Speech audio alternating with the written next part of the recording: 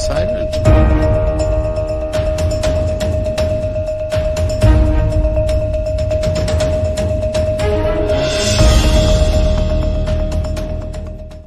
Hello everyone, a very good evening to all of you. Welcome to Shriram's IS YouTube channel. This is your mentor Arzu Kakkar, where daily we used to meet and have this session of news analysis. उम्मीद करती हूँ कि आप सब बहुत बढ़िया हो, स्वस्थ हो, खुश हो और सेशंस आपको अच्छे लग रहे हैं, ये मुझे पता है क्योंकि आपके कमेंट्स अच्छे अच्छे आ रहे हैं. Thank you everyone for showering such love on these sessions. And जो भी ये सेशंस देख रहे हैं, जो आप कमेंट कर रहे हो, फीडबैक दे रहे हो with respect to these lectures in the comment section, thank you from the bottom of my heart. Do shower your love like that. तो आज का सेशन कैसा लगा वो भी कमेंट सेक्शन में बता देना. एंड डू शेयर, अगर अच्छे लग रहे हैं तो फिर शेयर भी कर ही दिया करो. डू लेट अदर्स नो कि ये सेशंस आते हैं. And on Shriram's IAS platform with respect to your DNA. And yes, mark your attendance by liking these lectures. To subscribe to channel as well. एक आधा मिनट का काम है ये, 3-4 काम होते हैं लेकिन हो 1 मिनट में जाता है. ठीक है, चलिए शुरू करते हैं फिर आज का सेशन. ये आर्टिकल्स आपके सामने आप देख रहे हो that we have to cover. Will take it in detail in a very comprehensive way. आपके प्रीलिम्स के लिए भी इंपॉर्टेंट है और मेंस के लिए भी एक आर्टिकल है जो बहुत इंपॉर्टेंट है. इस लिस्ट में आपको एक लॉस एंड डैमेज फंड दिख रहा होगा, मुझे तो दिख रहा है, आप सबको भी दिख ही रहा होगा इक्वली. सो हम इसको मेंस के पर्सपेक्टिव से कवर करेंगे. Will take every part of it and it is respect to your अभी COP 28. जब इस पे आएंगे तब मैं इसको इन डिटेल लूंगी, डोंट वरी. तो COP 20, चलो लॉस एंड डैमेज फंड की बात करूं तो COP 28 conference of parties 28 submit kicks off basically in, सबको पता होना चाहिए कहां पर, दुबई. तो लॉस एंड डैमेज फंड, इसकी बात करूंगी कब ये फंड आया. It is to help the vulnerable countries to cope up the impact of climate change. तो ये पहली बार COP 27 जो हुई थी ना शर्म एल शेख इजिप्ट में लास्ट ईयर, तब ये अनाउंस हुआ था. तो अब ये क्यों न्यूज में है वापस से, क्या है ये फंड और कॉन्टेक्स्ट क्या है पूरा, वो सारी चीजें समझेंगे. तो ये आपके GS पेपर 3 के लिए भी इंपॉर्टेंट है, ये आपके GS पेपर 2 के लिए भी इंपॉर्टेंट है और ये आपके प्रीलिम्स के लिए भी इंपॉर्टेंट है. ठीक है. Then you have Kalbelia dance. GS paper 1 से आप लिंक कर सकते हो, आर्ट एंड कल्चर से, प्रीलिम्स के पॉइंट ऑफ व्यू से तो वेरी इंपॉर्टेंट. गजराज सुरक्षा क्या है, GS पेपर 3. ये कुछ ऐसी चीजें हैं जो आप अपने इंटरव्यू के टाइम पे जब वो आपसे कभी सवाल पूछते हैं ना, तो अच्छा आपको एग्जांपल दे सकते हो, या कोई भी एप्लीकेशन अगर आपसे पूछ ली जाए AI बेस्ड एल्गोरिदम की बेस्ट यूज जब हम बात करें, तो ऐसी कुछ चीजें हैं जो सुनने वाले को भी लगेगा कि हाँ इसने पढ़ा है. ये वैसा एक एग्जाम्पल बन जाएगा, इसको बहुत अच्छे से लेंगे. वैसे तो हर आर्टिकल को ही अच्छे से लेंगे. आयुष्मान आरोग्य मंदिर क्या है, कुछ रीनेम हुआ है या कुछ नया है, तो जो भी है चाहे नया हो चाहे पुराना हो, हम इन डिटेल कवर करेंगे. GS पेपर 2 से लिंक कर सकते हो और प्रीलिम्स के लिए तो इंपॉर्टेंट बनता ही है. Then what is press mud, एक टर्म न्यूज में आ गई है, तो ये क्या है, ये भी इंपॉर्टेंट है. GS पेपर 3 से भी लिंक कर सकते हो और प्रीलिम्स के लिए इक्वली इंपॉर्टेंट है. So these are the articles that we have to cover in this particular session.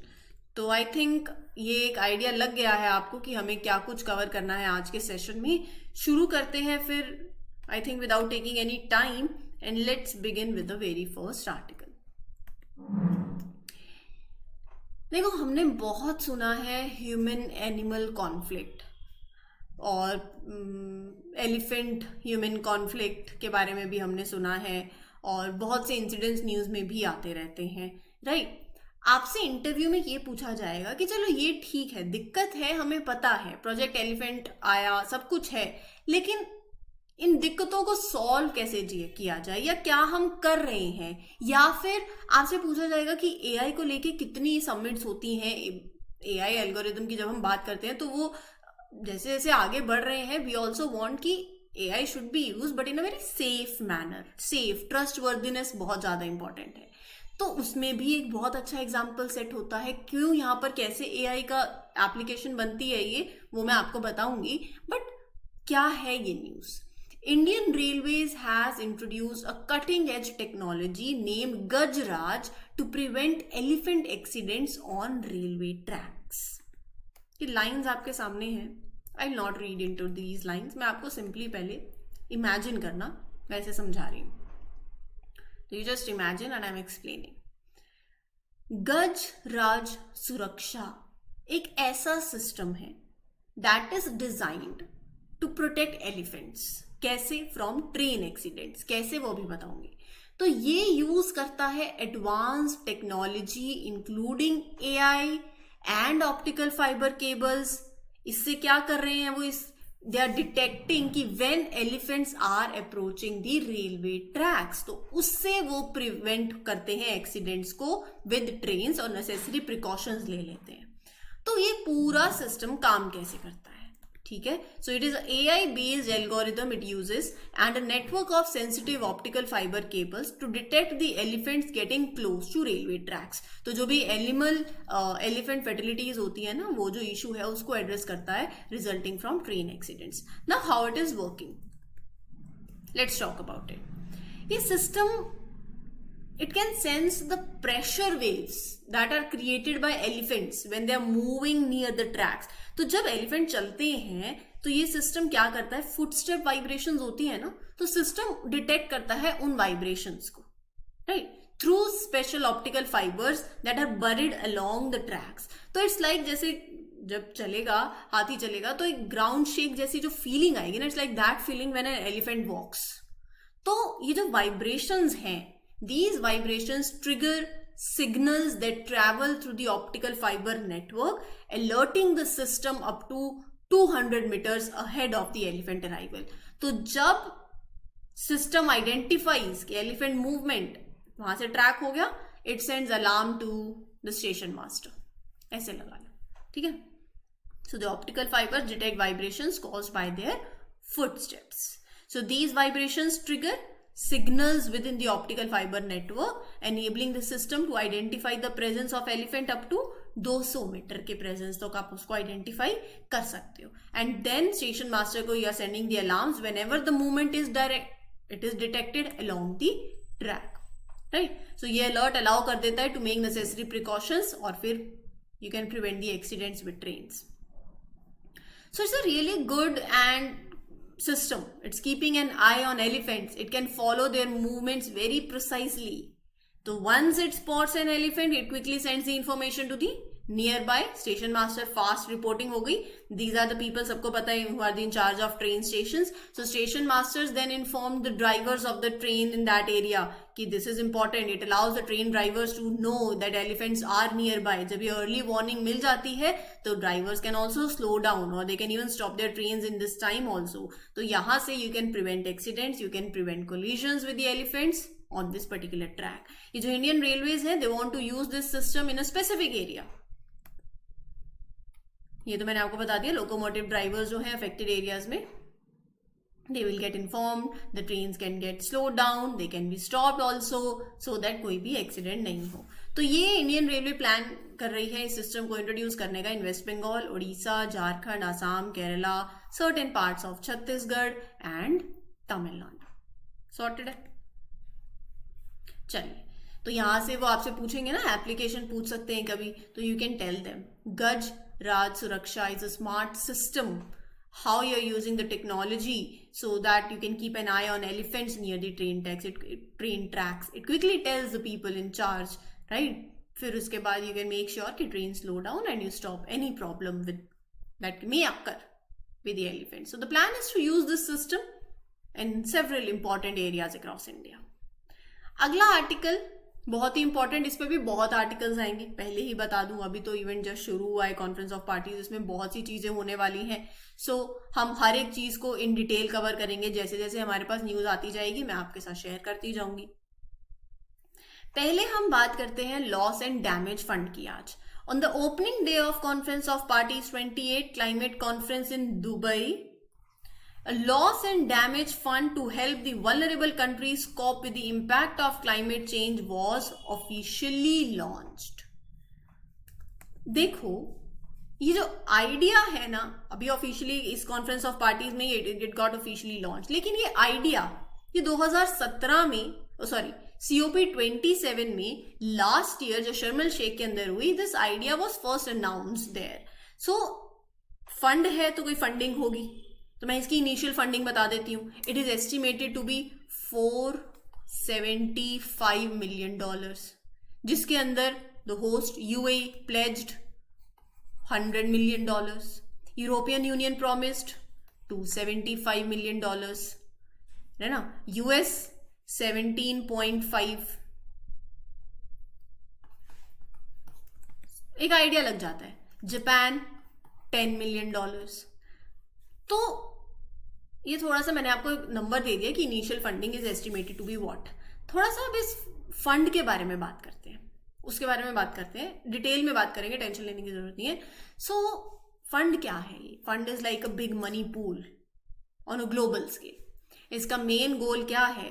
To help the countries that are being seriously affected by the consequences of climate change. So fund का मकसद है, ये fund aims to support the countries to recover the countries that are facing severe impacts of climate change. मतलब आप ऐसे लगा लो कि through this fund it is like providing financial help for the nations जो कि डील कर रहे हैं with problems like rising sea levels, flood हो गया, ड्रॉट हो गया, powerful cyclones that are caused, right, intense cyclones, droughts. So it's the where, मैं आगे आपको बताऊंगी कंपनसेशन क्या है यहाँ पे. सो दिस टर्म, ये तो समझ आ गया, it is providing financial help to who. So ये loss and damage refers to the compensation जो wealthier nations which have contributed significantly to the global warming through their industrial growth, they need to pay to the poorer nations. A very important point. Compensation that rich nations must pay to the poor nations. कि हमने तो industrial growth कर ली, लेकिन हमने तो जो किया उसके साथ साथ आपने पीछे क्या किया उसके कंपनसेट करो. सो दीज, और उसका भरपाई आज कौन कर रहा है? जो राइजिंग सी लेवल्स हो रहे हैं उनको किसको प्रॉब्लम्स आ रही हैं? The poorer Nations, right. So these poorer Nations with a smaller carbon footprint, जो इतनी एमिशंस भी नहीं कर रहे हैं, जिनका मतलब कंट्रीब्यूशन क्लाइमेट चेंज में या जो एमिशन रिलीज करने में कार्बन फुटप्रिंट में बहुत कम है, लेकिन वो उसके इफेक्ट्स, वर्स्ट इफेक्ट्स वो फेस कर रहे हैं, जैसे flood, drought, strong cyclones, rising sea levels, ये सब कुछ. So the changing climate is affecting people's life, their jobs, biodiversity, उनका cultural traditions and even their identities also. So ये फंड का मकसद है to support these vulnerable nations in recovering from the impact, right, on the impact on the environment, on the way of life, right? So it involves compensating the poorer nations. अब ये तो आपको हो गया clear, ठीक है, कि ये लॉस एंड डैमेज फंड है क्या. अब ये जो लॉस एंड डैमेज फंड है, it is often categorised as either economic loss और नॉन इकोनॉमिक लॉस. देखो, हर चीज, हर लॉस पैसे से नहीं काउंट किया जा सकता, ये तो आप भी जानते हो. हर बुरी चीज को हम ऐसे बोले कि नुकसान हो गया, तो नुकसान, कुछ नुकसान ऐसा भी है जो कि उसकी स्पेसिफिक मनी वैल्यू आप, it is very hard to put, है ना. कुछ की कर सकते हो, कुछ की नहीं कर सकते हो. कुछ डैमेज की इकोनॉमिक लॉस आप मनी टर्म्स में ला सकते हो, कुछ का नहीं ला सकते हो, राइट. अब अगर नुकसान हुआ है, like losing a sense of community when people have to move, जो इमोशनल डिस्ट्रेस होता है वो तो पैसे में नहीं काउंट किया जा सकता है ना. That is your non economic loss.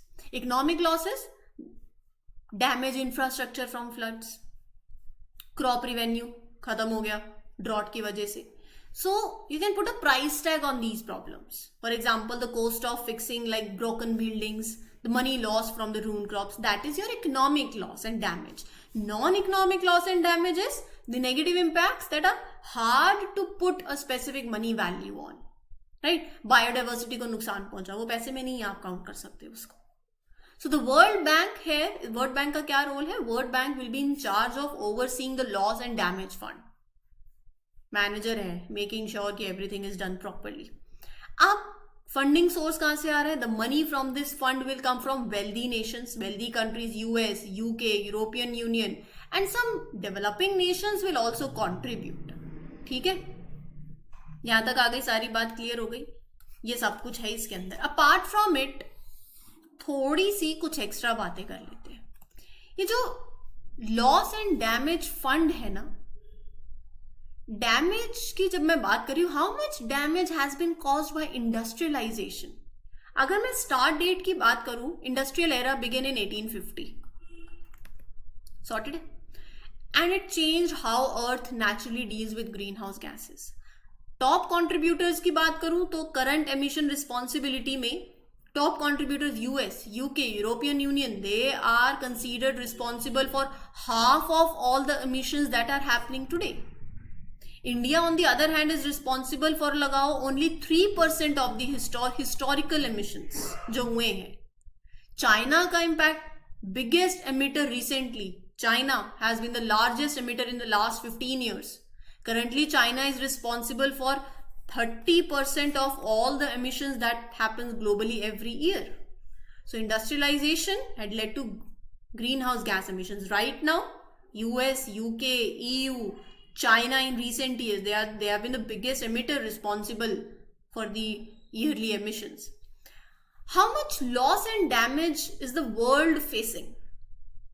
पिछले 20 सालों में 55 countries हैं that are vulnerable to climate impacts and they have experienced losses, जिसको अगर मैं total करूं, so that is $525 billion. और experts ये कहते हैं कि by 2030 तक these climate related losses could increase to 5. ये नंबर्स मैं आपको ये मत सुनना कि कोई कहानी चल रही है, बस ये नंबर्स आपके लिए इंपॉर्टेंट है. ये अभी का कॉन्टेक्स्ट की बात कर रही हूँ, सारी रिसेंट आजकल की बातें हैं ये. तो ये मेक श्योर कि आप अपने थोड़े छोटे फैक्ट्स बना लें. ये फैक्ट्स आपको आपके मेंस के आंसर में काम आएंगे. सो एक्सपर्ट्स का एस्टिमेट है that by 2030 climate related losses could increase to $580 billion each year. Or IPCC warns that losses and damages will likely grow in the future as global warming continues. Right? So जो इन losses का impact है, it will not be same every year. Developing nations will bear the brunt of it. They will face more significant challenges. Within these developing nations, जो society socially और financially weaker है, they will be the most affected. Right? समझ आ गई बात? So this COP28 climate conference began positively with member countries agreeing to create another, that is climate disaster fund. Climate disaster fund, जहां पर rich nations, US, UK, EU along with some developing countries will be the one providing money for this fund. पहले तो अभी world bank जैसे मैं बता रही हूं, they will manage the fund for a period of 4 years. Some developing nations, they were not thrilled about कि World Bank overseeing the fund because it could give richer nations more control, हो सकता है, but they have accepted this arrangement as of now. Exact size जो है fund का, how often it will be replenished, वो अभी चीजें clear नहीं है. क्लियर ये है that the fund needs to be in the range of $7 trillion to address the urgency of global warming crisis. ठीक है, अभी it is still undecided कि कितना, who will contribute, how much money it will have. Right? Countries are not obligated to contribute. पहली बात ये ध्यान रखना, voluntary contribution, it's voluntary. All the developing nations have the right to access the resources directly. Sorted है? चलिए फिर चलते हैं अगले आर्टिकल के ऊपर. आयुष्मान आरोग्य मंदिर की बात करते हैं. Just give me a minute.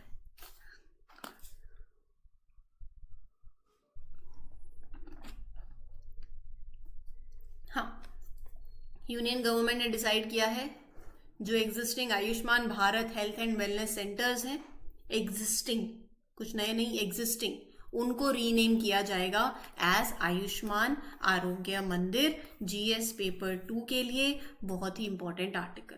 Now let's talk about Ayushman Arogya Mandir. 2018 में सरकार ने अनाउंस किया था एक plan to create 1.5 lakh health and wellness centre across the country. Right? The idea was to transform the existing sub-health centers and primary health centers to provide comprehensive primary health care and declared. This was the part of larger Ayushman Bharat program, right?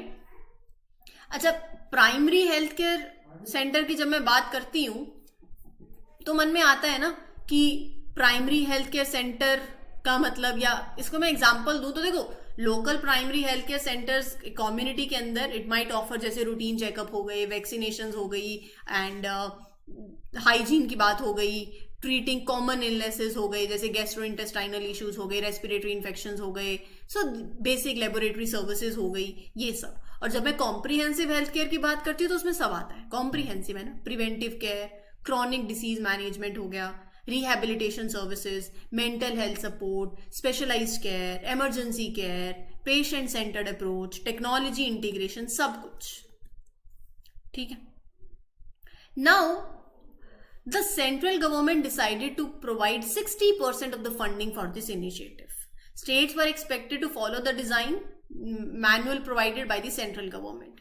As of now, 61 lakh Ayushman Bharat 60% funding हो गई, correct. 61 lakh centers have been made functional across the country. Right? They provide Ayushman Bharat health and wellness centers offer various services. Mental, child health care, maternal care, child health care, primary level care for emergencies, trauma, free drugs and diagnostic services are part of this offerings also. So यहाँ पर they have a new tagline, वो भी आपको ध्यान में रख लेना, आरोग्य परमम धर्मम, तो ये आपको ध्यान में रखना है, ठीक है। Then you have Ayushman Bharat को लेके कुछ फैक्ट्स हैं, इंपॉर्टेंट फैक्ट्स हैं। 2018 में Indian government introduce 2 major health initiatives under the Ayushman Bharat programme.